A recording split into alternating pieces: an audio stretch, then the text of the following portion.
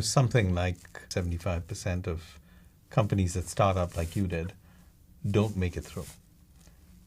And if you imagine that you spend, say, 3 years trying to build this, but it doesn't work, then what will your criteria be to look back and say this was worth it or it wasn't worth it? First and foremost, I see this as just like any other professional experience, an opportunity to gain skills. So even if Joro fails, I will have become an expert on climate change and the solutions that can be used to address it. I will have become a product manager, which I never was before, and very skilled at managing an engineering team, hopefully, by the end of this process. I will have worked on building a new software product that's consumer-facing and understanding consumer-facing business models. So I think about a lot of the hard skills that I'm trying to gain, and I try to give myself the space to grow professionally the same way that I would if I had a company that I was working for where my manager was doing that for me. So I think about the skills I gain. I think about the relationships I'm building with my teammates, with my investors. One of the amazing things about startups is you get to meet people you would never get to meet if you were working in a big company. Some of the investors I've gotten to pitch to, some of the experts I've gotten to speak with are incredible resources and relationships that I would never have built without Joro. And then when I think about longer term in my career, what impact do I want to have in the world? I do think that climate change is a problem that's going to be here for a while. And I want to be a part of the solution. And if that's through Joro, great. If not, then it will be a stepping stone to the next solution. So most of the metrics and the measures that you establish are all sort of input measures. Right? These are things I'm doing. I'm improving myself. I'm doing this regardless of what the outcome is. Right. And it looks like you're weighting those things pretty heavily in the way you look at it because you can't control the outcome. I think you have to. I think you have to. And one of the big things that has stuck with me from taking Founder's Journey is that I have to be able to separate myself from the company.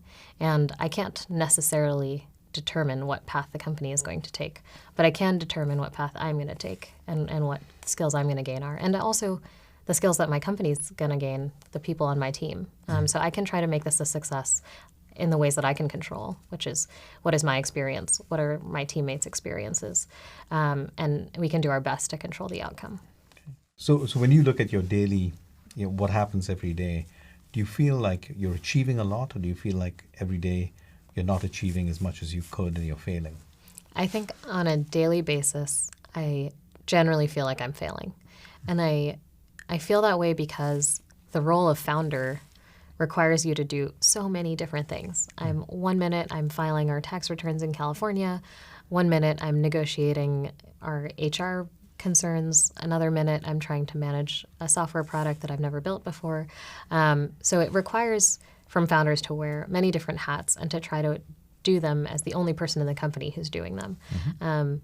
So when for instance, I feel like I finally learned how to do something, I finally learned how to manage our payroll, then all of a sudden now I have to manage benefits, and I have no clue how to do benefits.